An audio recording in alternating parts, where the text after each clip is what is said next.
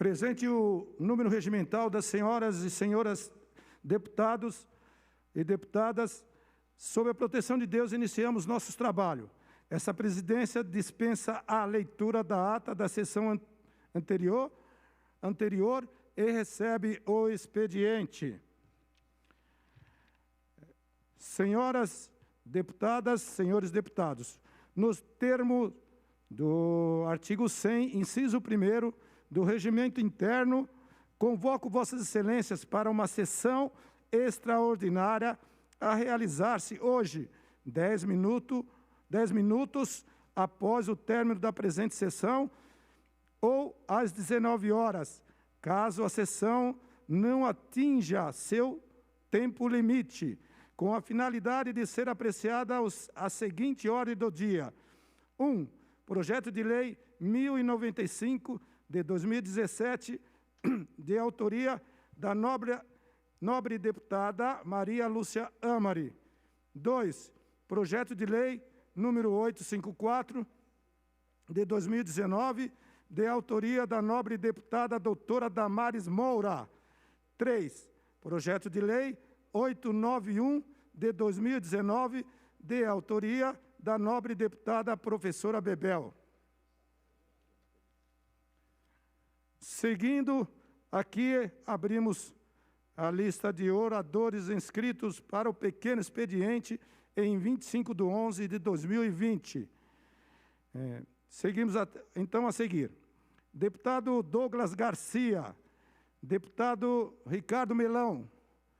Deputado Ricardo Melão se dirige à tribuna, tem o tempo regimental para o seu pronunciamento.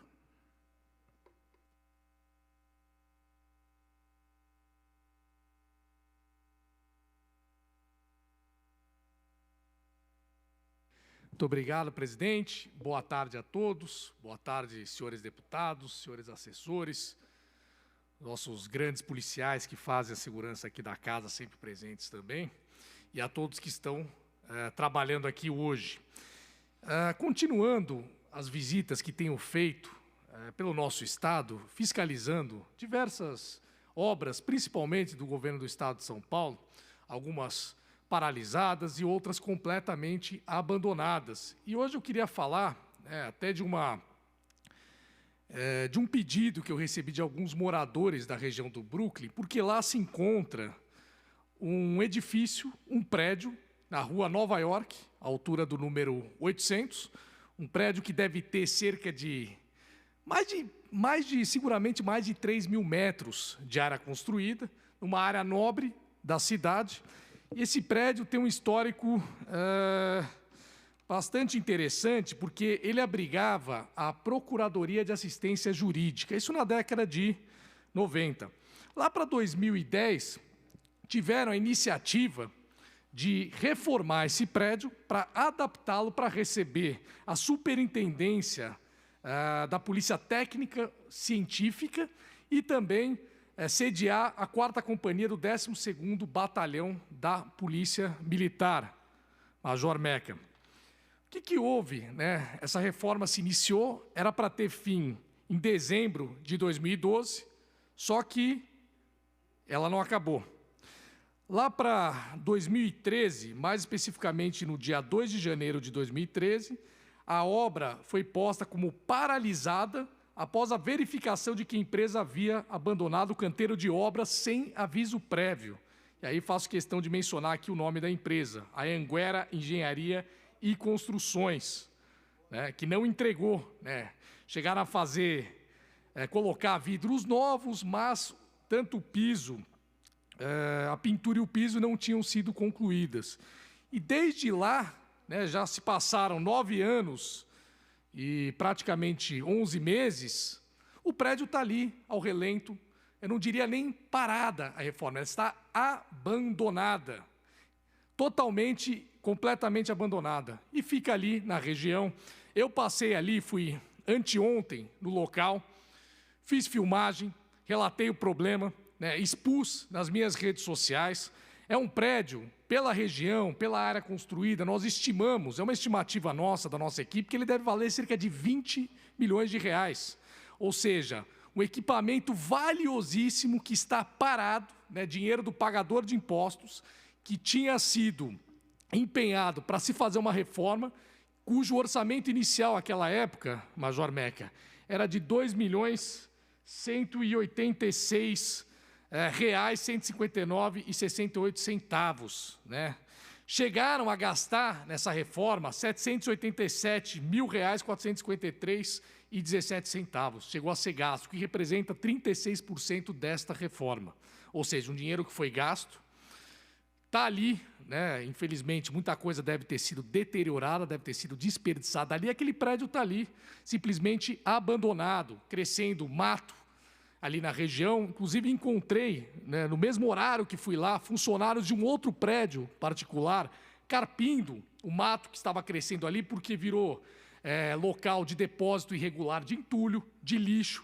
Inclusive, esse prédio abandonado chegou a ser alvo de uma invasão de um assaltante, de um bandido, que entrou pela rua de trás, né, pelo que me relataram moradores do local, e chegou a invadir o prédio vizinho, né, quando não tinha ainda no prédio vizinho a cerca de proteção elétrica.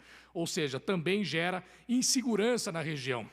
E aí eu queria deixar o alerta: esse prédio hoje está cadastrado no Fundo Imobiliário do Estado de São Paulo. Eu queria deixar o alerta: nenhum procedimento ainda foi feito.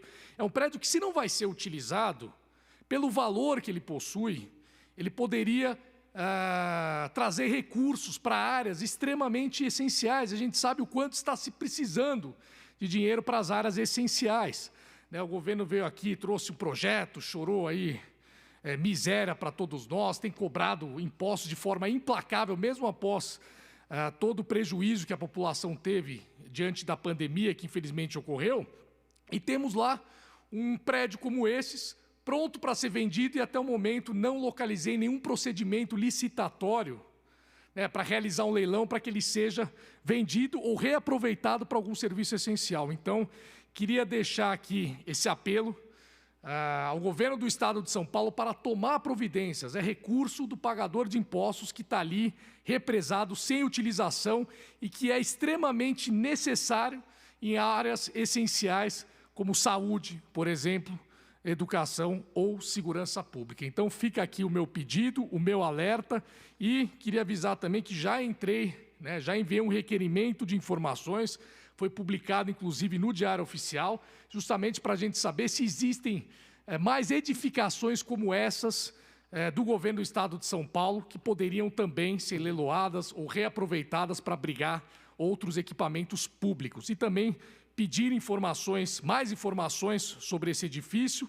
e simplesmente se existe ou existiu alguma tentativa de privatizá-lo para poder esses recursos serem usados em áreas mais essenciais. Muito obrigado a todos.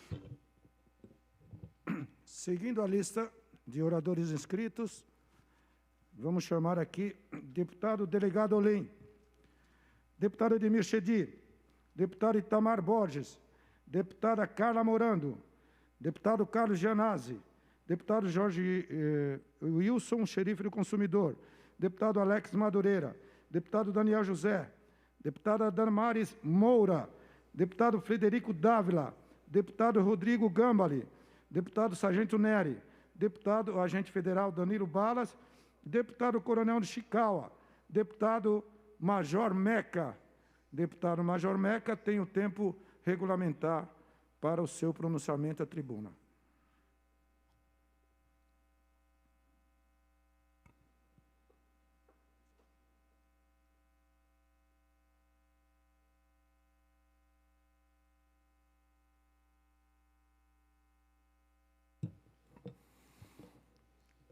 Senhor presidente, senhoras, senhores deputados, todos que nos acompanham pela TV Alesp e pela rede social, quero, antes de tudo, pedir a Deus que acolha as mais de 40 vítimas do acidente na estrada entre os municípios de Itaguaí e Taquarituba, trabalhadores que encontravam-se num ônibus e num acidente automobilístico vieram a óbito. Que Deus conforte o coração de todos os familiares. Nós acompanhamos também essa semana uma ação do crime organizado na cidade de Araraquara. Todos nós assistimos a cidade cercada, o batalhão da Polícia Militar, delegacia, sendo cercadas também por criminosos. Nós não podemos deixar de parabenizar os guerreiros do 13º Batalhão do Interior, comandante, tenente-coronel Mussolini, um amigo, a todos aqueles policiais que com a sua coragem, com destemor, defenderam a cidade de Araraquara. E nós temos a obrigação de trazer a essa tribuna ao conhecimento de todos o que leva o criminoso a ter esse tipo de ousadia, de se paramentar com colete balístico, capacete, fuzis, carros blindados e cercar uma cidade. Em primeiro lugar, é a sensação de impunidade que ele tem. No nosso país, nós não temos uma legislação que realmente puna quem pratica o crime. A sensação de impunidade é muito grande. Em segundo lugar, o que é muito grave, principalmente ao cidadão de bem, trabalhador, e aos operadores da segurança pública, é a ausência de política de segurança no estado de São Paulo. E o mais grave ainda, são as medidas que são adotadas pelo governo do estado de São Paulo, enganando o povo. Porque quando o governador João Dória anunciou a criação dos BAEPs, Batalhões de Ações Especiais, são medidas eficientes e boas para o combate às facções criminosas, são, desde que criados dentro dos parâmetros técnicos que se exige para combater facção criminosa. Os BAEPs hoje não têm estrutura de inteligência policial e não se combate crime organizado sem inteligência policial. Para piorar, quando construiu e formou os batalhões, na verdade, pegou policiais que eram da Força Tática, passaram a ser BAEP e só trocou adesivo de viatura e daí por diante. Retirou policiais do policiamento comunitário, que é o policial que está guardando o cidadão de bem, que está guardando o comércio, para colocar em unidades do BAEP, para o polícia ficar batendo lata durante o patrulhamento e não tem ações incisivas em cima das facções criminosas. Nós estamos acompanhando policiais em São Paulo que se deparam com esse tipo de criminoso, são agredidos a tiro e, defendendo a própria vida, são transferidos logo após a ocorrência. O policial trabalha na Zona Sul, mora na Zona Sul, se envolve numa ocorrência de troca de tiro com um criminoso, é transferido para o extremo da Zona Leste, num ponto distante da casa dele. E tudo isso com o objetivo de puni-lo, para que ele não se envolva em ocorrências de gravidade. Como não se envolver numa ocorrência de gravidade com criminosos circulando pela nossa cidade com aquele tipo de armamento? Com criminosos que estão matando cidadão de bem, matando inclusive policiais militares em ações de roubo. Nós vimos aqui, mostramos a semana passada, o soldado Avante, que o deputado Gil Diniz estava com a gente lá no enterro dele, é um amigo de infância do Gil. O policial foi executado com um tiro na nuca, assim que foi identificado como policial militar.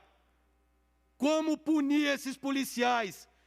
Nós estamos com um caso de uma policial feminina do 16º Batalhão, que foi alvejada, se defendeu, foi feito um boletim de ocorrência na Polícia Civil, onde o delegado devolveu a arma para a policial militar e no batalhão foi instaurado um inquérito policial militar e se retirou a arma da policial, a carga de arma policial feminina está indo para casa desarmada. É essa a política de segurança pública para defender o cidadão no estado de São Paulo? Nós não podemos permitir que isso continue acontecendo, porque o povo está sendo enganado, da mesma forma que os nossos policiais foram enganados, porque não existe política de segurança pública sem valorização dos seres humanos, dos homens e mulheres que operam em defesa da sociedade, defendendo a vida, defendendo a dignidade das pessoas. E isso acontece embaixo dos nossos olhos. Até quando nós vamos acompanhar cidades sendo cercadas? Imagina como se sente um morador observando da janela do seu prédio criminosos paramentados cercando o batalhão, cercando a delegacia, estourando o caixa eletrônico. É uma sensação terrível de insegurança. E é o que está acontecendo em São Paulo, e não adota-se providência em relação a isso.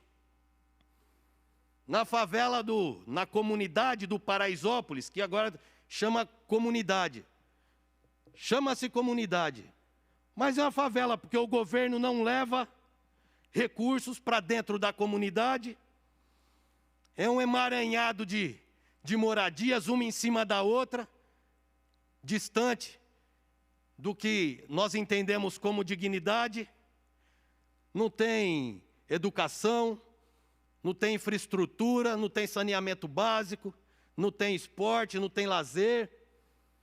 Quem domina é o crime organizado. No Paraisópolis, todo final de semana, agora é o pancadão da laje, promovido pelo crime organizado. Aí a polícia militar com suas viaturas ao redor, fazendo a segurança do evento dentro do Paraisópolis, organizado pelo crime, com as viaturas impedidas de praticar abordagens nos veículos que adentram ao Paraisópolis. E assim vai. O comércio de drogas, entra e sai armamento, policiais tomando tiro, morrendo. Esse ano já estamos com 112 policiais militares mortos no estado de São Paulo, entre policiais executados, mortos pelo coronavírus, que praticaram suicídios, 112 policiais militares mortos. É o que nós assistimos no estado de São Paulo. Obrigado, presidente. Seguindo a lista de oradores inscritos,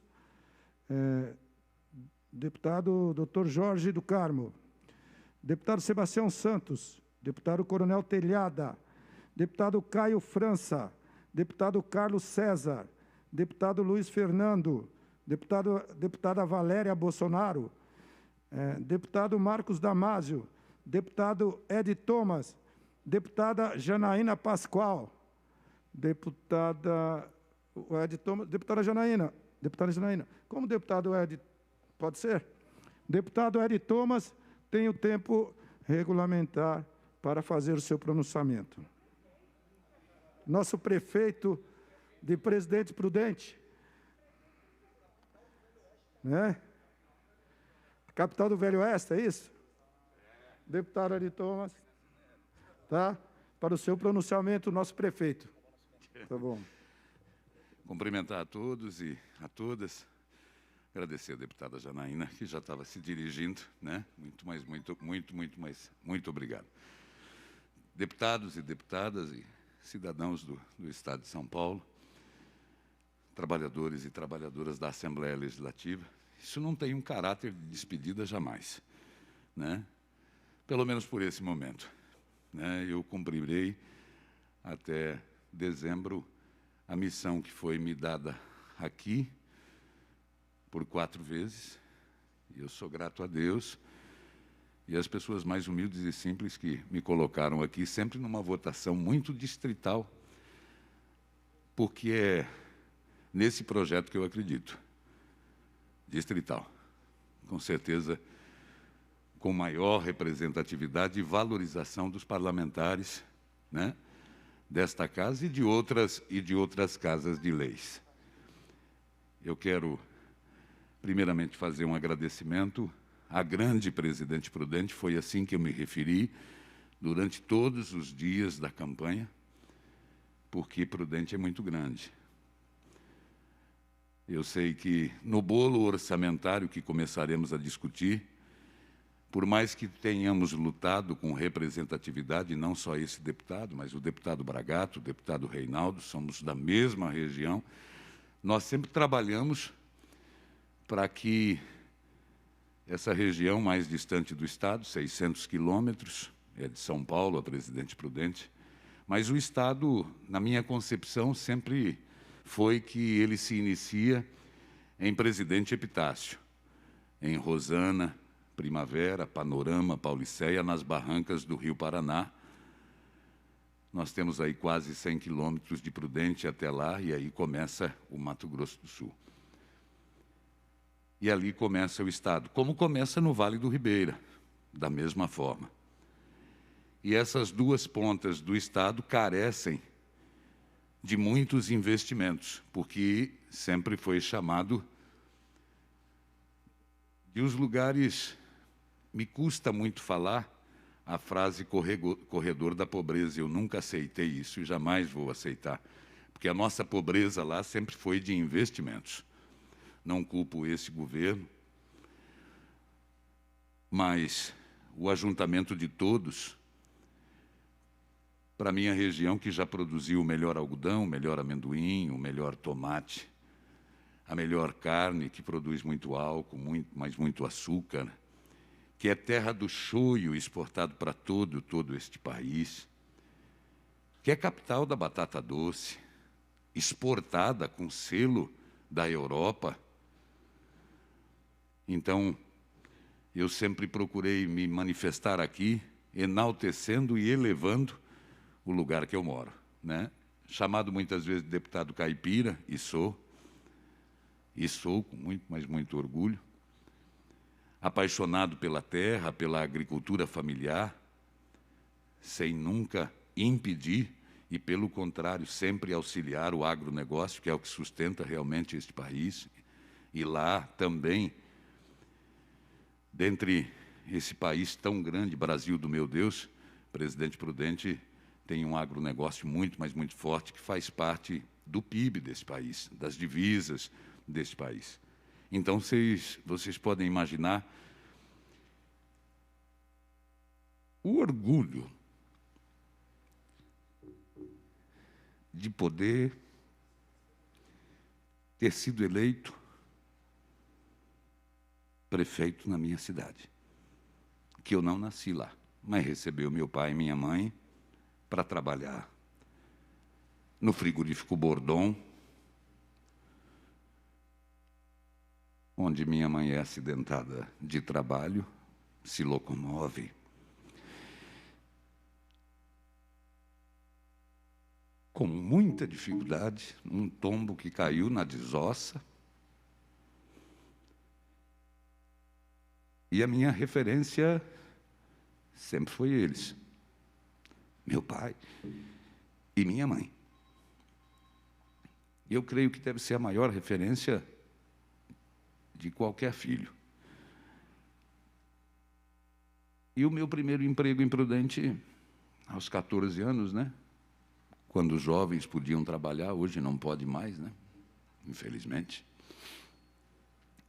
E começar cedo foi o que me fez estar aqui hoje, como entregador de frangos no frigorífico Yoshio e Iomar, numa bicicleta cargueira.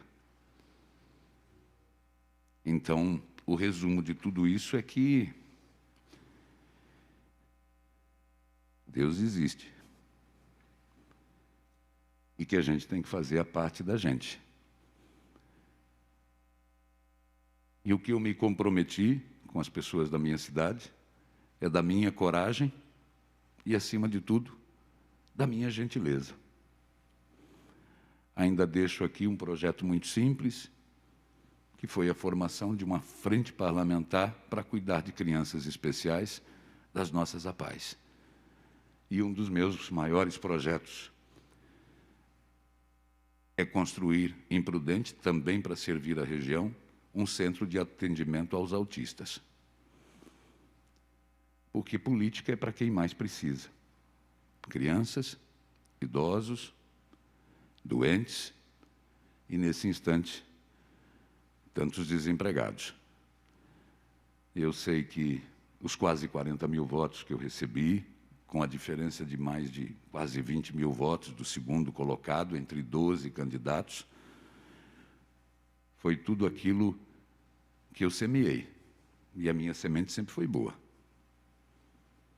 Sempre foi trigo, nunca foi joio, de jeito nenhum. Esperando a irrigação de Deus. E Ele o fez.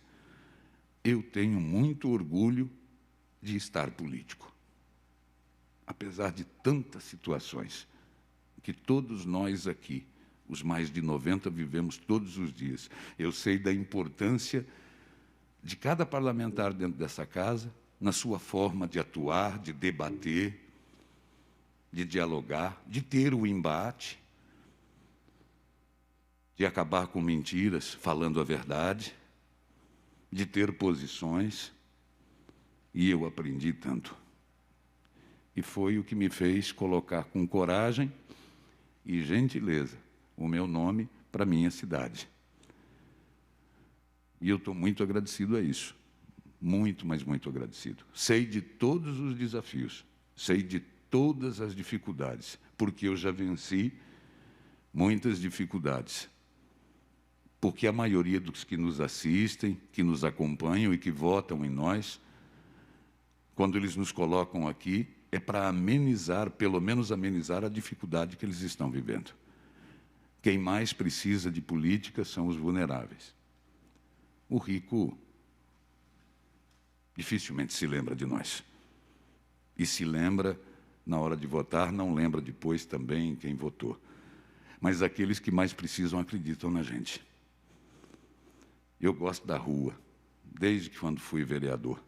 E acredito que estar em cargos é pelo primeiro degrau sempre.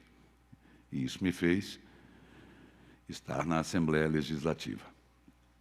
Eu quero agradecer todas as críticas recebidas na campanha. Eu quero agradecer todas as mentiras colocadas. Vocês não sabem o quanto me ajudaram contando tanta mentira por lá. Porque eu sempre caminhei com a verdade. E eu sempre acreditei que seria esse o resultado. Mas também todos devem saber, e na conversa que eu tenho todos os dias com Deus, Ele sabe que não é status e que não é vaidade, de forma nenhuma, de jeito nenhum. Só quero ser um bom funcionário da Prefeitura Municipal de Presidente Prudente.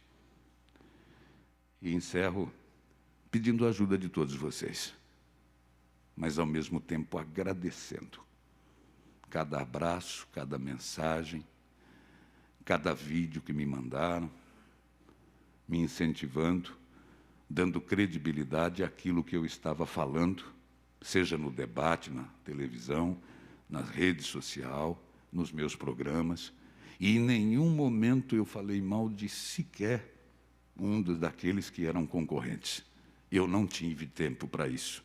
Meu coração não pedia que respondesse de forma nenhuma, que falasse realmente de projetos. E essa eleição eu quero transmitir a vocês. Vocês são muito importantes. Caramba! Como esse parlamento é importante. Como cada deputado, cada assessor, cada gabinete, não importa desse partido, daquela placa partidária, a importância e a esperança que as pessoas colocam na gente e que acreditam na nossa experiência. E o meu norte sempre foi cuidar de gente. Não adianta a gente falar de ferro, de concreto, de tijolo, de areia, de asfalto. As pessoas estão muito machucadas e muito doentes. E só a política para resolver isso. As decisões nossas impactam muito a vida das pessoas. E pode ser para sempre.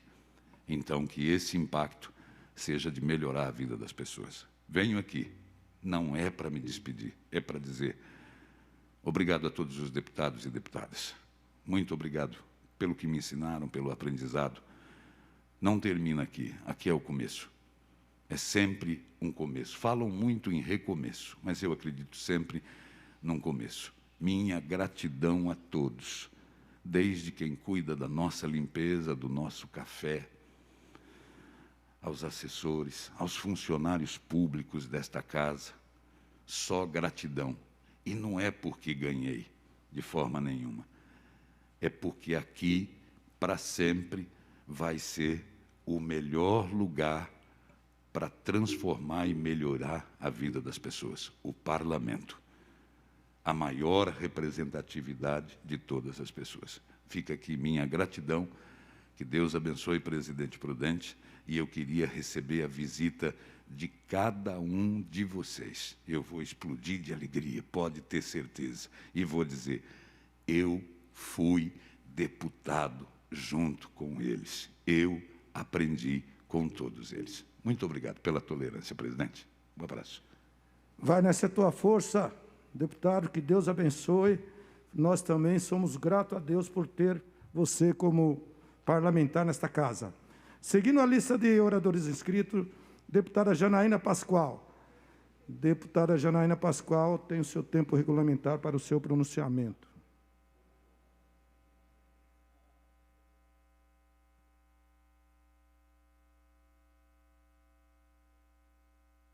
Muito obrigada, senhor presidente. Cumprimento Vossa Excelência, os colegas presentes. Parabenizo uma vez mais o colega Ed Thomas pela justa eleição em presidente Prudente.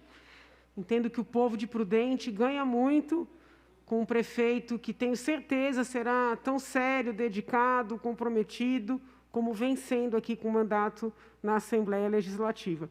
Vai fazer falta, né? Vai fazer falta, mas desejo muita sorte, não só por Vossa Excelência, mas também e principalmente por presidente Prudente. No dia de hoje também, tal qual fez o nosso colega Meca e os demais colegas também, eu rendo minhas homenagens, né, às famílias das vítimas desse acidente assustador que aconteceu aqui no interior de São Paulo em luto, mais de 40 pessoas vitimadas, muitos mortos, né, 40 mortos, pelo menos até o último momento que eu verifiquei, muitas pessoas feridas, presas às ferragens. O governo do Estado já fez uma convocação, óbvio, é um convite, né, contundente, para que as pessoas se dirijam ao Hemocentro de Botucatu para doarem sangue, porque os acidentados estão precisando.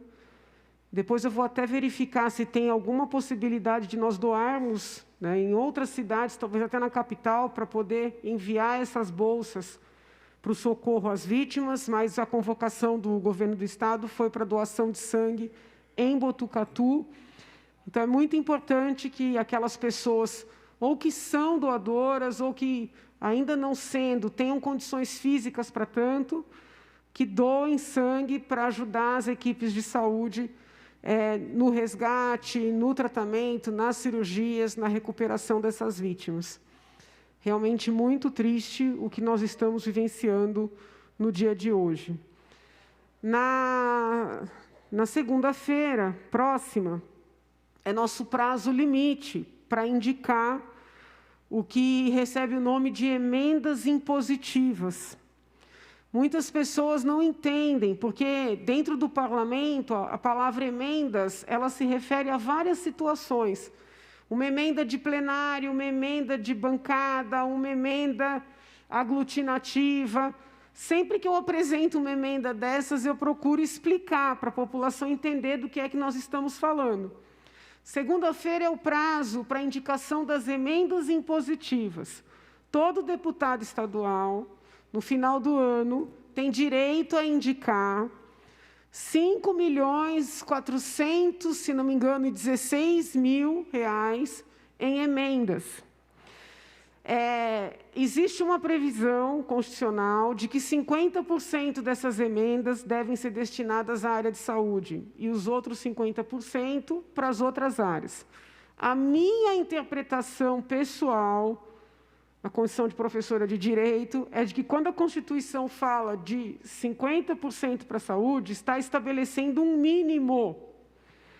Porém, no ano passado, que foi meu primeiro ano como parlamentar, o governo não entendeu como eu, entendeu que 50% era 50%, ponto. De forma que eu havia destinado quase 80% das minhas emendas para a saúde e no último dia do prazo precisei fazer um rearranjo. Então, tudo isso para explicar que, pela interpretação do governo, cada parlamentar vai indicar 50% para a saúde e 50% para as outras áreas. Virando o ano, eu apresentei uma PEC aqui na casa para que nós tivéssemos a liberdade de indicar mais do que 50% para a saúde. Como disse, a minha interpretação é de que o texto presente já é suficiente, mas o governo interpreta de forma diversa. Essa PEC está em trâmite. Eu gostaria que tivesse sido aprovada para que nós tivéssemos um pouco mais de liberdade, né, nesse momento tão importante que é da indicação das emendas. Eu sei que não é muito, mas é o que a gente tem, então nós consideramos um momento importante, sem entrar no mérito se esse modelo de ter emendas impositivas ou não é o melhor, mas é o que há.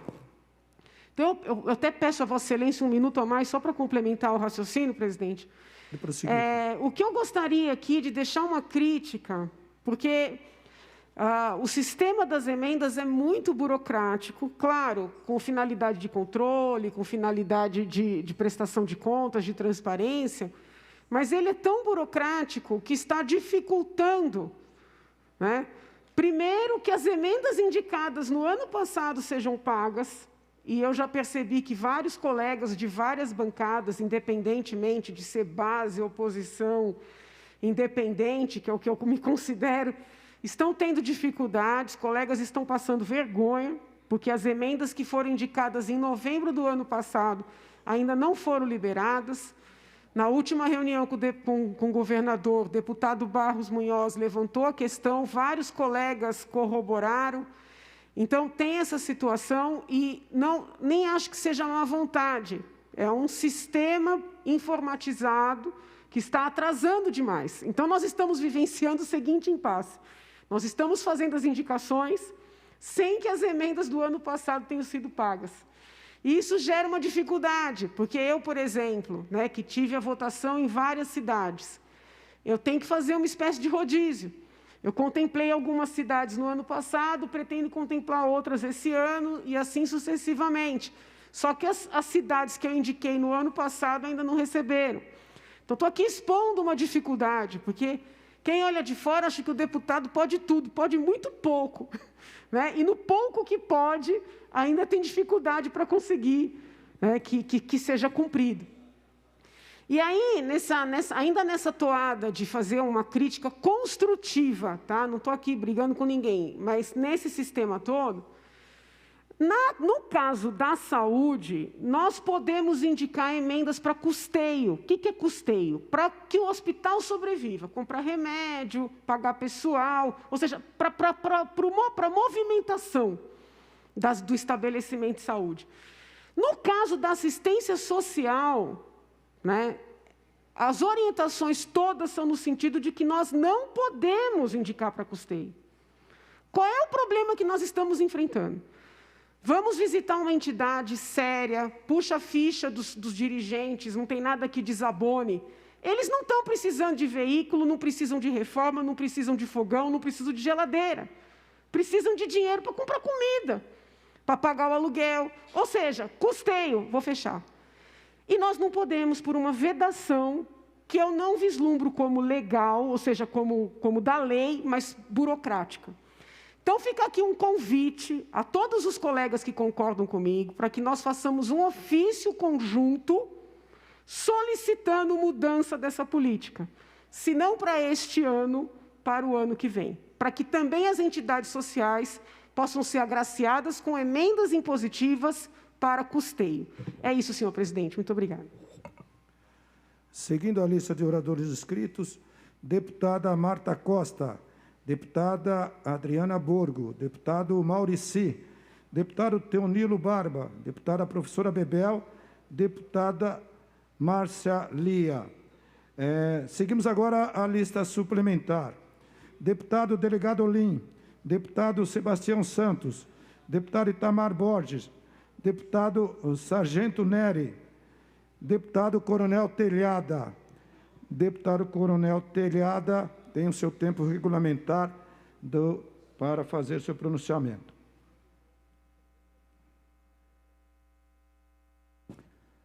Enquanto o deputado Coronel Telhada se dirige à tribuna, eu quero aqui, nessa presidência, prestar minha solidariedade às vítimas que perderam seus entes queridos nesse trágico acidente no município de Itaguaí. Fazendo coro com a deputada que antecedeu, faço apelo que, na região, aqueles que estiverem na região do Hemocentro de Botucatu, que vão até esse Hemocentro e façam as suas doações de sangue. Sendo que todos os protocolos de segurança estão estabelecidos. Então, você, que se puder, vá lá, porque todos os protocolos de segurança quanto ao Covid estão estabelecidos para que você faça esse ato tão generoso de vida. Muito obrigado. Deputado Coronel Telhada, com a palavra. Muito obrigado, senhor presidente, senhora e senhores deputados aqui presentes, todos que nos assistem pela rede Alesp. Quero saudar aqui presentes a cabo Vanessa e o cabo Laplace, em nome de quem saúda a nossa assessoria policial militar. Hoje, dia 25 de novembro de 2020, é o Dia Nacional do Doador Voluntário de Sangue. Há pouco se falava na necessidade de doação de sangue para os feridos no acidente na região lá no interior de São Paulo. Hoje é o dia do doador voluntário de sangue. Inclusive, é bom lembrar aqui que o Copom está fazendo uma campanha entre os dias 23 e 27 de novembro para sensibilizar não só os policiais militares da necessidade da doação de sangue. Já foram arrecadadas 165 bolsas de sangue. Hoje também é o Dia Internacional para a Eliminação da Violência contra as Mulheres. É um absurdo, né? Nós termos um dia próprio para a eliminação da violência contra as mulheres. Isso nunca deveria acontecer nunca. A violência é um absurdo, principalmente contra as mulheres. É uma coisa que tem que ser extirpada da nossa sociedade. Ninguém tem o direito de ser violento com qualquer pessoa, muito menos com as mulheres. Hoje a Polícia Militar está de luto. Nós perdemos um grande amigo, que inclusive serviu aqui na Assembleia Legislativa, o querido amigo Coronel José Francisco Giannone. Coronel Giannone foi meu tenente na Academia de Polícia Militar do Barro Branco, no final dos anos 70, anos 80. A nossa carreira praticamente foi sempre próxima aí, tenho um grande carinho pelo Coronel Giannone. Ele foi assessor do Coronel Camilo aqui enquanto deputado. Então, meus sentimentos à família do querido amigo Coronel José Francisco Giannone, que faleceu ontem à noite no Hospital Cruz Azul, numa cirurgia de emergência do coração, que acabou tendo uma necessidade de fazer uma operação, não resistiu e infelizmente faleceu. Nós também perdemos um policial militar, o sargento da reserva Arnaldo Moraes, foi assassinado em Goiás. Ele estava saindo de casa para uma viagem, quando um carro branco parou em frente à casa e os ocupantes efetuaram vários disparos contra o sargento Arnaldo Moraes, que não resistiu aos ferimentos e morreu na hora. Mais um policial militar morto na violência diária contra o crime, porque o crime está matando muitos policiais e ninguém faz nada, aceita isso com muita calma, como se fosse uma coisa super tranquila. Falando de crime, eu quero falar aqui do 5º Batalhão de Polícia de Choque, do Canil da Polícia Militar. Só como notícia, o Canil da Polícia Militar, nos últimos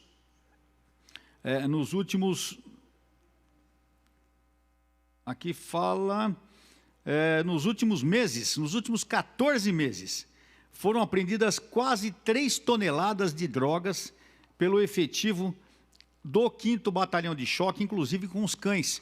Os cães aí são cães farejadores, aí estão dos cães aí, são cães farejadores. Na unidade nós temos 44 cães na detecção de drogas, identificação de explosivos, imobilização de infratores, busca de pessoas perdidas em matas e capturas de procurados pela Justiça.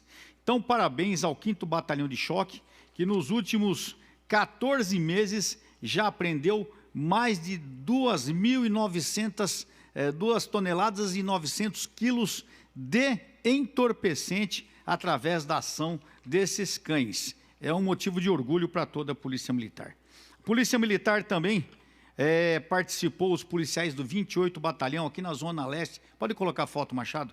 Esses policiais militares participaram de uma ocorrência no estacionamento do Hospital Santa Marcelina e acabaram atendendo uma mulher que dava à luz dentro de um carro e acabaram ajudando essa mulher. A mãe e a criança passam bem e mais um parto realizado pela Polícia Militar. No pátio do hospital, vejam só. Infelizmente, a polícia, mais uma vez, não divulgou o nome dos policiais. Eu não posso aqui elogiá-los nominalmente, porque não tem o nome deles, mas são do 28º Batalhão na Zona Leste. Eu falei, se fosse para escrachar o polícia, se fosse para falar mal, dava nome, RG, filiação, idade, mas para falar bem, o pessoal não passa o nome, eu não me conformo com isso. Então, um abraço a todos os amigos aí do 28º Batalhão, parabéns por essa excelente ocorrência. Muito bem, nós já falamos que lá na região de Piraju, nós tivemos uma ocorrência muito grave, onde foram constatados ao menos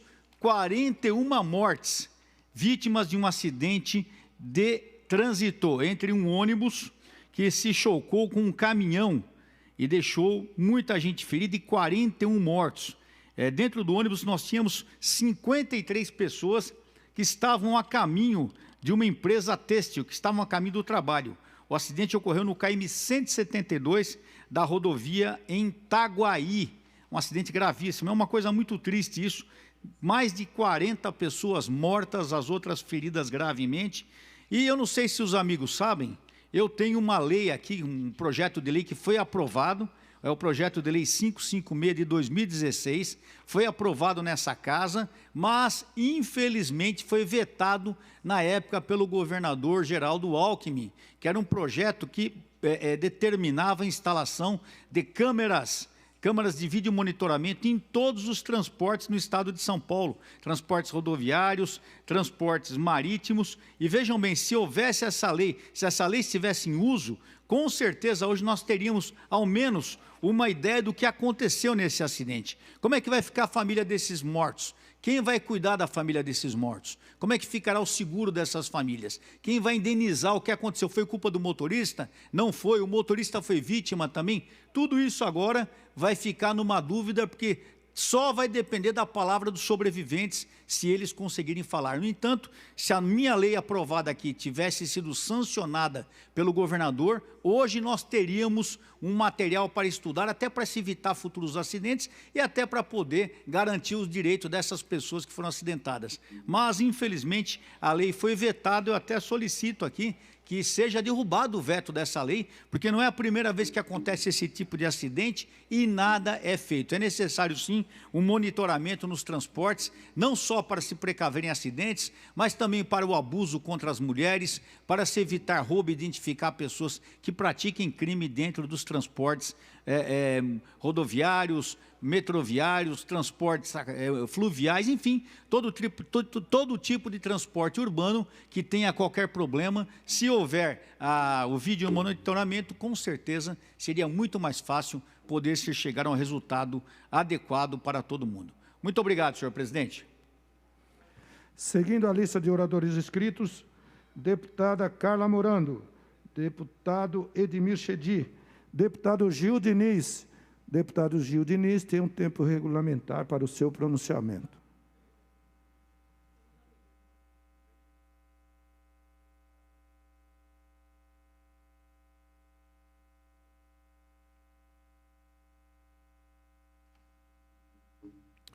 Boa tarde, presidente. Boa tarde, toda a mesa, boa tarde aos deputados presentes aqui no Pequeno Expediente, boa tarde aos nossos policiais militares e civis, aos nossos funcionários, a quem nos acompanha pela rede Alesp. Presidente, venho aqui à tribuna hoje para agradecer o Grupo Voto, principalmente a CEO, a senhora Karen, que convidou o presidente Bolsonaro e seus ministros a estarem hoje aqui em São Paulo, numa reunião com vários empresários aqui na cidade de São Paulo. O presidente se fez presente, o ministro Paulo Guedes estava junto, o ministro Tarcísio também, Ricardo Salles, ministro Bento, das Minas e Energia, esteve lá também, Frederico Dávila, outros parlamentares, Daniel Silveira, de aniversário dele, 38 anos, meus parabéns ao nobre deputado Daniel, parlamentar, deputado federal pelo Rio de Janeiro, estava lá conosco, Hélio Negão e mais outros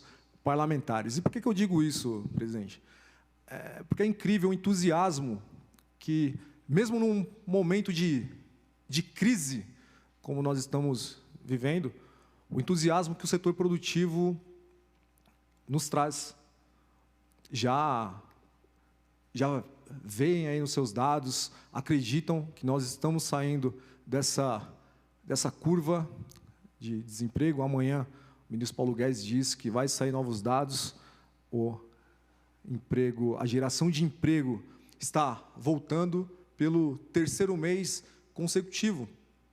E esse é o sentimento, deputado Ed Thomas, do setor produtivo, daqueles que geram emprego, renda, que geram aí prosperidade para o nosso povo. Vossa Excelência que colocou aqui da tribuna, agora há pouco, que o serviço público é justamente servir ao nosso povo, principalmente aos mais humildes, aos mais carentes. E, como sempre foi colocado, né, nada melhor, o melhor programa, né, é o emprego, o melhor programa social que a gente pode fazer para a população mais pobre é o emprego. O mais pobre, ele só quer trabalhar, cuidar da sua família, dos seus filhos, quer, se possível, empreender. Então, agradeço aí ao Grupo Voto por essa oportunidade de aprendizado.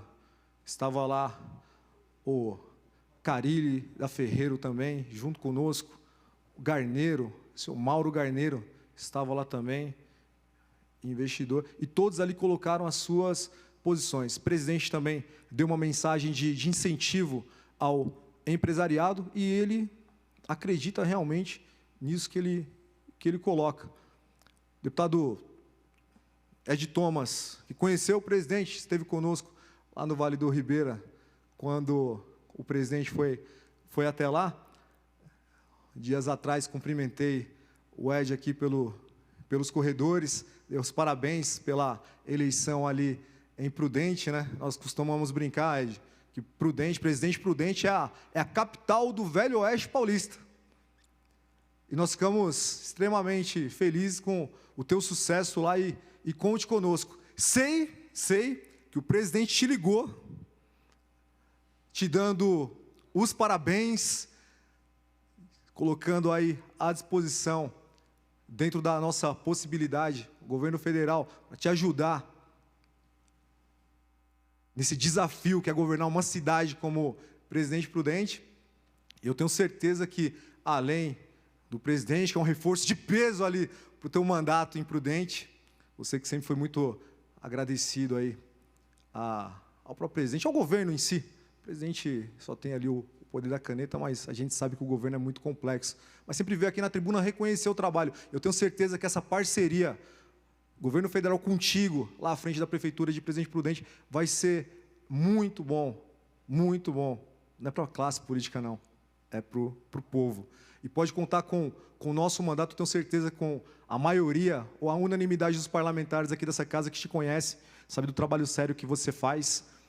E não tenho dúvida nenhuma que só tem a ganhar Presidente Prudente e toda a região ali. Você colocou Rosana, estive lá, te falei meses atrás, ali a região do Pontal do Paranapanema, uma região extremamente carente inclusive dessas lideranças. Você é uma liderança política que inspira. E sou muito grato pela tua amizade, aprendo muito contigo aqui todos os dias. Vai fazer falta, deputada Janaína, o deputado Ed Thomas aqui no parlamento, mas é por um excelente motivo: cuidar de gente ali, cuidar do povo de Presidente Prudente. Então, Ed, meus parabéns. A gente vai sentir saudade aqui da tua presença aqui em plenário, mas eu tenho certeza que a proximidade se dará aí nas nossas visitas ao Oeste Paulista, a Presidente Prudente, essa nossa relação de amizade, essa relação política também que vem sendo construída durante esse mandato. Meus parabéns, muito obrigado, presidente, pela tolerância. Encerramos o pequeno expediente, damos início agora ao grande expediente. Gostaria de convidar o deputado Gil Diniz para que assumisse, para que ocupasse a tribuna.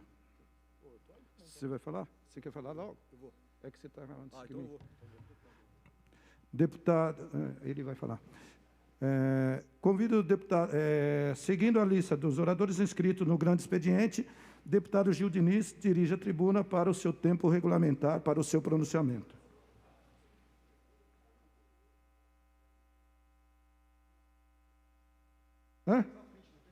Está correndo a lista.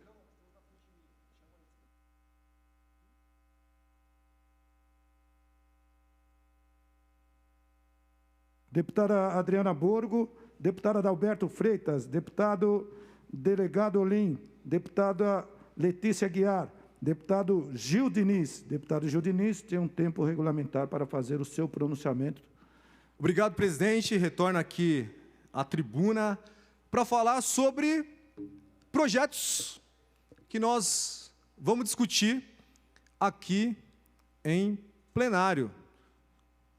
Há um projeto hoje da deputada Maria Lúcia Amari, deputada que eu respeito muito, mas eu discordo de vários pontos no projeto. Sei que ela já tentou melhorar, junto com a deputada Janaína, esse projeto, mas tem coisa ali, tem artigo, tem parágrafo ali que não tem como concordar. Esse projeto, deputado Nascimento, ele fala sobre prevenção de doenças sexualmente transmissíveis. Fala sobre a educação de jovens, adolescentes, de adultos.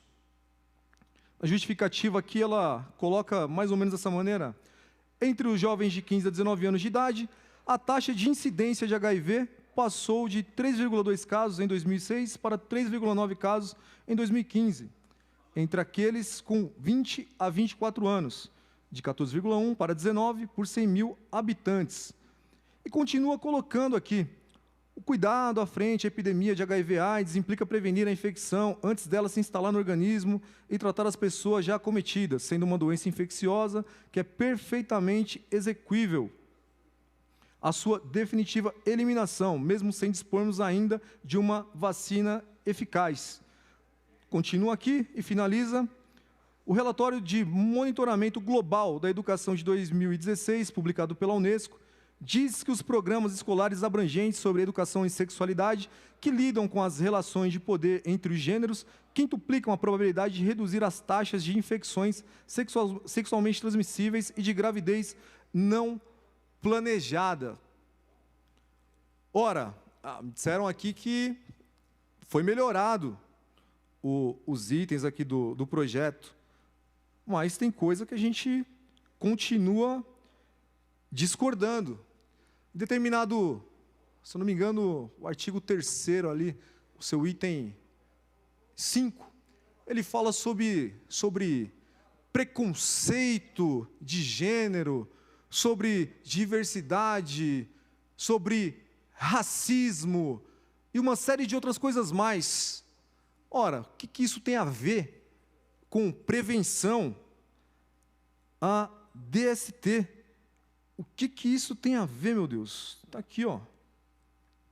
Levar à reflexão de questões como diversidade sexual, homofobia, preconceito, racismo e violência para o cotidiano dos jovens, profissionais de saúde e comunidade em geral. Não tem nada a ver com prevenção de DST. Dentro da sala de aula, o projeto inicial falava aqui de crianças, adolescentes, né, de 12 anos acima, parece que melhoraram o texto e está para o ensino médio. Mas o que isso aqui tem a ver, então, Carlos César? O que isso aqui tem a ver com prevenção? E vou falar mais, sou cristão, sou católico, sempre disse isso aqui da tribuna, eu aprendi com meu pai, com a minha mãe, com meu papai, com a minha mamãe, eu aprendi lá no ensino religioso, na catequese, uma coisa chamada castidade, que ninguém fala. Nós somos ridicularizados quando nós falamos disso.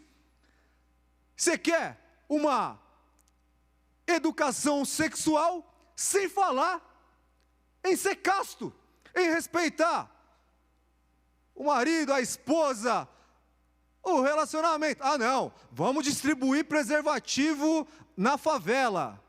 Ah, vamos distribuir coquetel e tudo mais. Ou vocês vão me dizer que um jovem de 16, 18 anos não sabe que no posto de saúde não distribui preservativo. Outro dia eu fui de ônibus para casa lá da minha mãe, lá em São Mateus, desci no terminal de ônibus da Vila Carrão, tinha lá um posto lá, lotado de preservativo, dinheiro de imposto. E a gente, ano após ano, estamos gastando mais com, entre aspas, prevenção, e só aumenta a doença sexualmente transmissível, só aumenta a gravidez indesejada, como se nós não soubéssemos que relação sexual pode acabar com uma gravidez. Como que a gente fala que é indesejada? Aí qual a opção que nos dão? Aborto. Direitos sexuais, direitos reprodutivos das mulheres. Ah, pelo amor de Deus, faça-me o favor. É agora na hora de discutir um projeto, que a gente pode discutir isso aqui, se bem que eu acho que educação sexual a gente tem que discutir em casa, mas já que vai ser discutido aqui em sala de aula, que seja para os jovens aí de 15, 16, 17 anos, e que tire isso daqui, que não tem nada a ver com o tema. Absolutamente nada. Então essa minha posição vai ser discutida aqui, na medida do possível vou obstruir, se puder peço algum líder, algum vice-líder que peça a verificação, porque isso aqui dessa maneira não pode passar, se depender de mim, não vai passar. Outro projeto que chegou a essa casa aqui, presidente, que me causa, como que eu poderia dizer, né? Acho que não só indignação, é mais do que isso, contra o senhor governador. Eu lembro que naquela CPI lá do Mensalão, o deputado Roberto Jefferson, né, olhou para o Zé Dirceu e disse que quando ele olhava para o Dirceu, ele sentia ali, sei lá como que ele colocou, seus piores instintos primitivos aqui. Quando eu olho um projeto como esse, governador aumentando imposto, já não basta aumentar imposto por decreto, está aumentando imposto, ela mandou um PL agora, um projeto de lei aqui para casa, aumenta agora o imposto do etanol, de 12% para 13,3%, já aumentou na canetada no decreto, agora mandou o projeto de lei para sacramentar, e a desculpa dele é que a única, que é uma entidade que representa o setor sucroalcooleiro, aceitou. Mas quem em sã consciência aceita num momento de crise como esse, aumento de imposto? Eu não duvido, ninguém me tira da cabeça, que quando o governador sentou, botou a faca no pescoço dos representantes do setor. Ou cede, ou vai ter retaliação. É a política do governador João Dória. É desse jeito. É um assinte ao setor produtivo. E eu fico triste de ver setores no nosso estado de São Paulo se permitir aceitar isso num momento como esse, deputado Henning. Aumentar imposto. Não é possível. Está aumentando na canetada, está fazendo de tudo, está fazendo firula. Aqui na Assembleia, a Assembleia Legislativa do Estado de São Paulo, mais conhecida como puxadinho do Palácio dos Bandeirantes, porque aqui o Executivo, o senhor João Dória e os outros governantes também, governadores anteriores, deitam e rolam aqui, fazem o que querem com a população, para fazer um mal para a população. Como eu disse anteriormente, estava hoje com empresários, quem gera emprego, gera renda. Estavam falando ali do aumento de preço que aconteceu nesse período da pandemia, a questão do auxílio emergencial. Milhões de pessoas com um pouco mais de recursos, houve bastante procura por alimentos, o preço subiu, mas na safra vai voltar ao normal.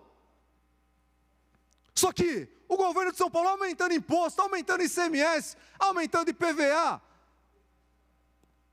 aumentando uma série de itens, principalmente alimento, é óbvio que vai gerar aumento de preço, é óbvio que o governador está tentando gerar inflação para o povo paulista, para o povo brasileiro pagar a conta, no intuito, deputado Henning, de desgastar o governo federal. Só que isso é péssimo para o povo brasileiro, não é para um grupo político, não. Eu quero ver quando esse projeto estiver aqui no plenário, quem vai ter coragem de botar digital para aumentar imposto aqui? Não é possível, deputado Henning, não é possível. O nosso eleitor, o nosso seguidor, quem confiou o mandato a nós, não aguenta mais ser extorquido por esse ente chamado Estado. A gente não aguenta mais ser assaltado. Carga tributária já está na estratosfera e o governador não para de majorar imposto aqui no Estado. É simplesmente absurdo o que vem acontecendo e vai continuar a ter a nossa oposição. Muito obrigado, senhor presidente.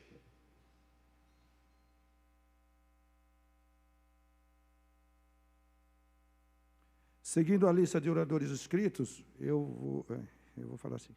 Eu gostaria de chamar o deputado Gil Diniz para assumir a tribuna e deputado Tenente Nascimento, vou fazer uso do pronunciamento agora, nesse momento. Para o Unimim. Tá. Hã? Para assumir a presidência.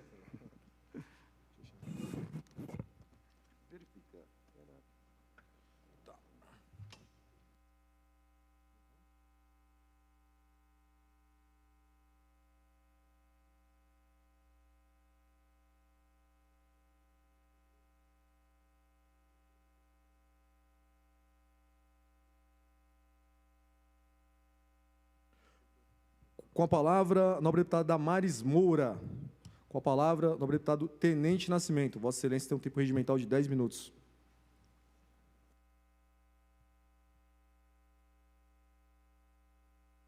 Senhoras, senhores deputados, senhoras deputadas, que os policiais militares que estão aqui, né, sempre presentes, aos senhores que nos assistem pela TV Alesp,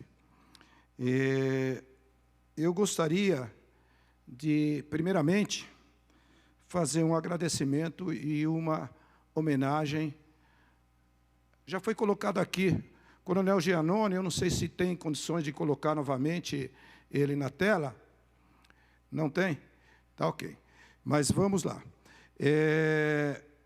Coronel Giannone, que faleceu esta madrugada ali no Hospital Cruz Azul. O comandante Giannone, trabalhei com ele, quando então tenente, na academia da Polícia Militar do Barro Branco.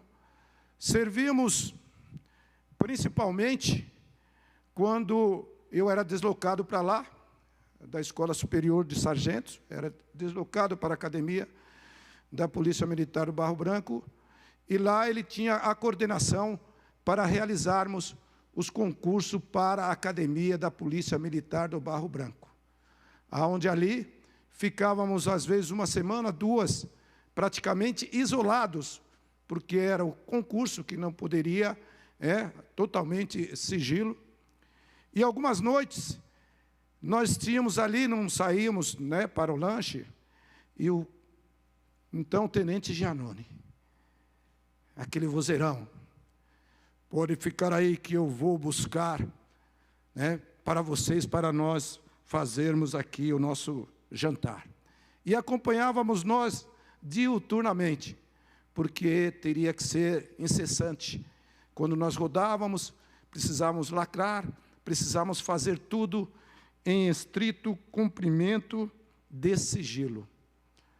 O comandante Giannone nos ensinou muitas coisas, e hoje ele nos deixa. A família policial militar está muito triste, porque perdemos um grande amigo. Aí está o nosso querido Giannone, italiano, forte. E aqui eu recebi de um amigo, Coronel Arruda, um poema, que eu posso dizer que é um poema, que diz O Padroeiro, que diz: anos atrás, o senhor Valdomiro investiu tudo o que tinha em uma padaria, próximo à Academia do Barro Branco. E na hora da prefeitura, para aprovar, a coisa pegava. O homem vendeu um carro, segundo ele, só para gratificar o povo. E cada um que vinha dizia: a torneira tem que ser inox, o outro tem que ser esmaltada. 8 meses se passaram. E o homem desesperado, sem poder abrir o estabelecimento. Ele resolveu procurar o subprefeito. Quem havia assumido? Coronel Giannone. O homem chegou lá, pediu para falar com o subprefeito. Coronel Giannone atendeu, ouviu, humilde, a queixa do português. Mandou desarquivar o processo. Olhou, chamou o engenheiro e disse: o que está faltando para despachar? Aquele jeito forte e imponente. E sem jeito, o engenheiro disse que nada, especialmente, e queria pautar a assinatura para um próximo despacho. Próximo despacho, nada. Fuzilou o sangue italiano, falando mais alto: assino agora. E assinou. O português ficou olhando. Estupefado, lhe perguntou: quanto é que eu te devo? Giannone: como assim? Pela assinatura. Giannone riu e disse: o senhor não me deve nada. Estou aqui para servir. Pena que nem todos pensem assim. Olhou bravo para o engenheiro, que se fez desentendido e olhou para cima. Quem for à padaria, tem lá uma imagem de Nossa Senhora de Fátima, mas o seu Valdomiro alerta.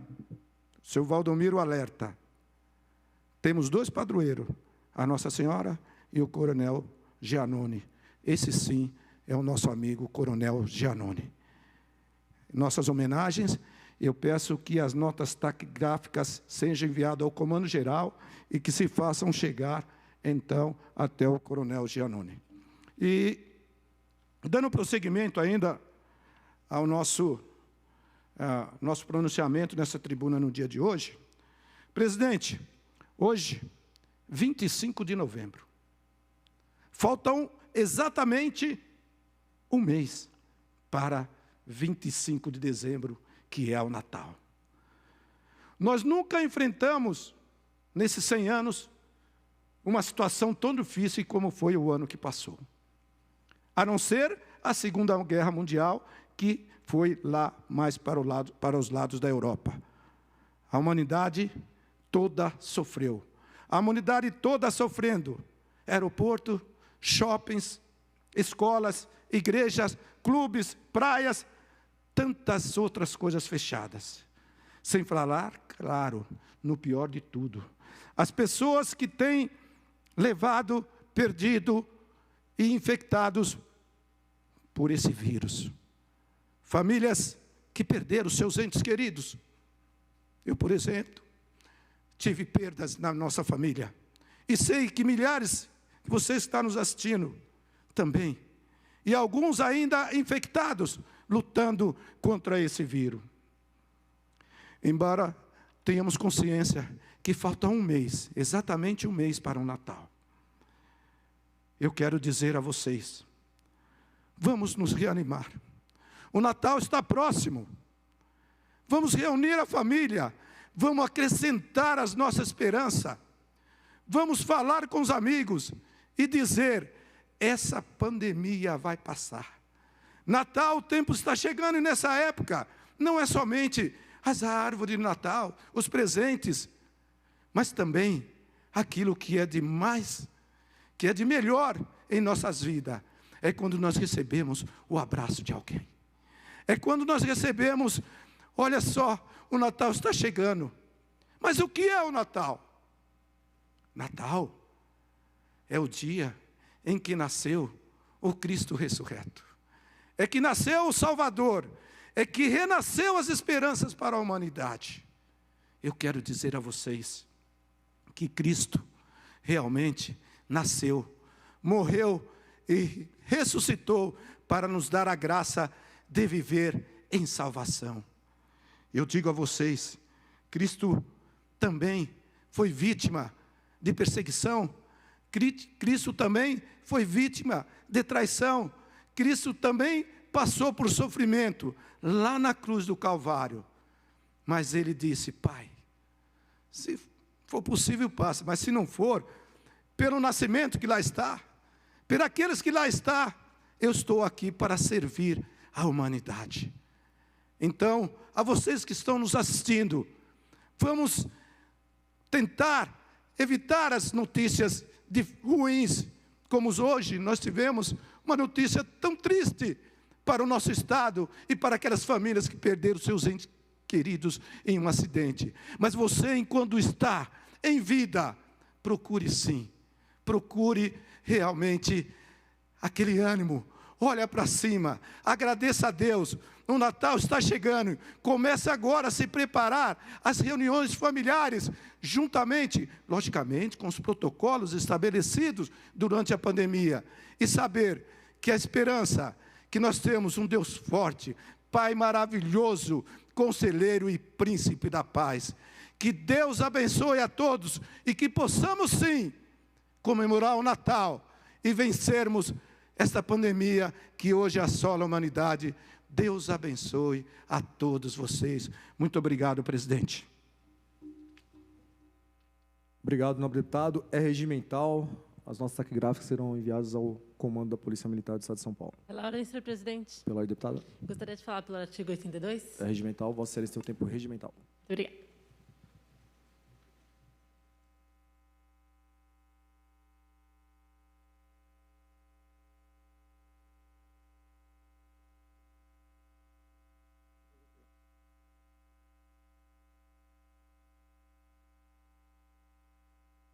Boa tarde a todos, boa tarde, presidente, caros colegas, todos os funcionários da casa que aqui nos escutam. É uma alegria estar aqui hoje de volta falando com vocês, com todas as pessoas que nos acompanham pela TV Alesp. Subo para fazer um breve comunicado, pedir para todas as pessoas que nos assistem, para todas as pessoas que nos acompanham nas redes sociais, falarem para todas as pessoas que conhecem em Botucatu, irem doar sangue na região. É um dos acidentes mais graves da nossa história aqui no estado rodoviário que aconteceu hoje. É um problema bastante triste.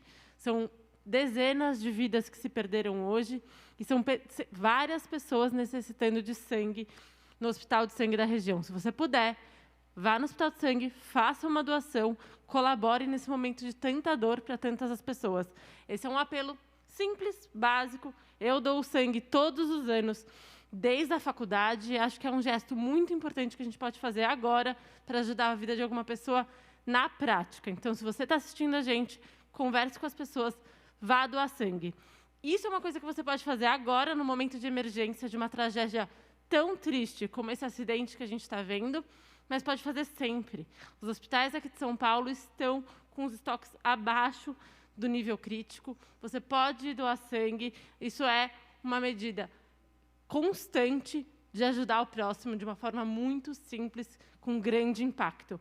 Procure os hemocentros da sua cidade, joga no Google, vá doar sangue. Subo aqui para fazer esse apelo e também para dizer que, infelizmente, a gente vive um momento de retomada da pandemia que nem acabou no estado de São Paulo, nem acabou na cidade de São Paulo, já volta. São alarmantes os números, a gente não pode ignorar a ciência, a gente não pode ignorar as estatísticas. A gente vem crescendo em 3 semanas num ritmo muito acelerado, em vez de decrescer, que nem a gente vinha aqui no estado e aqui na cidade de São Paulo. Por isso é fundamental retomarmos as medidas de prevenção ao coronavírus. Não saia de casa sem as máscaras, não tire a máscara, não faça aglomerações, evite estar em contato com muitas pessoas em espaços fechados. Lave as mãos, use o álcool gel. Se puder, fique em casa. Claro que a gente aprendeu muito desde o começo da pandemia. Claro que a gente entende o quanto estamos cansados, o quanto é difícil seguirmos lutando contra esse vírus. Mas ouvi na rádio hoje uma imagem que para mim fez muito sentido. Passamos por uma tempestade em alto mar, uma tempestade dura, perdemos muitas vidas. Quem perdeu alguém querido, quem perdeu um ente querido, sabe da dor que eu estou falando. Muitas vidas, mas conseguimos passar por elas. Agora a gente já vê a praia, já vê o sol raiando, a vacina está chegando. Não vamos morrer na praia, vamos aguentar um pouco mais para que a gente possa, sim, retomar atividades essenciais, possa cuidar de todas as pessoas, mas não coloque pessoas em risco. Então, siga os protocolos, faça a sua parte, conviva com pessoas específicas, cuide da sua saúde mental, cuide da sua saúde econômica, mas cuide da sua vida e da vida do próximo.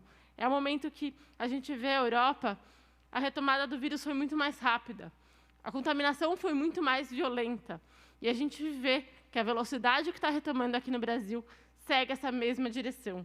Por isso que toda a responsabilidade conta para que a gente possa, nesse momento, garantir a vida do próximo, a nossa própria vida. Tomem cuidado, álcool gel, máscara, isolamento social é fundamental. Muito obrigada.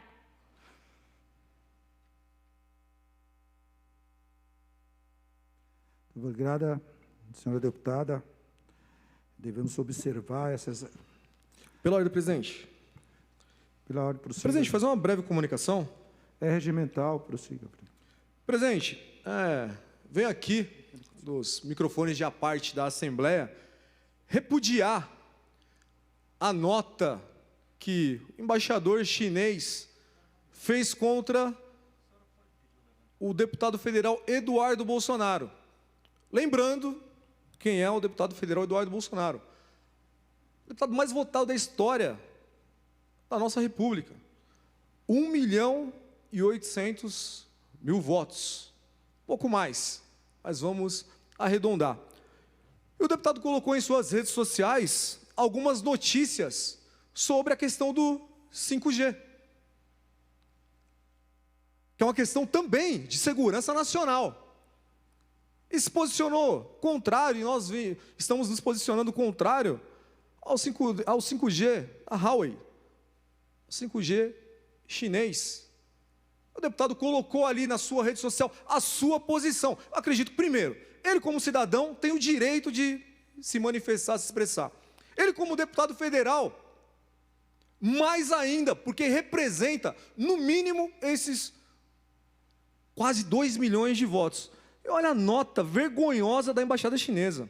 Na contracorrente da opinião pública brasileira, o deputado Eduardo Bolsonaro e algumas personalidades têm produzido uma série de declarações infames que, além de desrespeitarem os fatos da cooperação sino-brasileira e do mútuo benefício que ela propicia, solapam a atmosfera amistosa entre os dois países e prejudicam a imagem do Brasil. Acreditamos que a sociedade brasileira em geral não endossa nem aceita esse tipo de postura. Instamos essas personalidades a deixar de seguir a retórica da extrema-direita norte-americana, cessar as desinformações e calúnias sobre a China e a amizade sino-brasileira e evitar ir longe demais no caminho equivocado.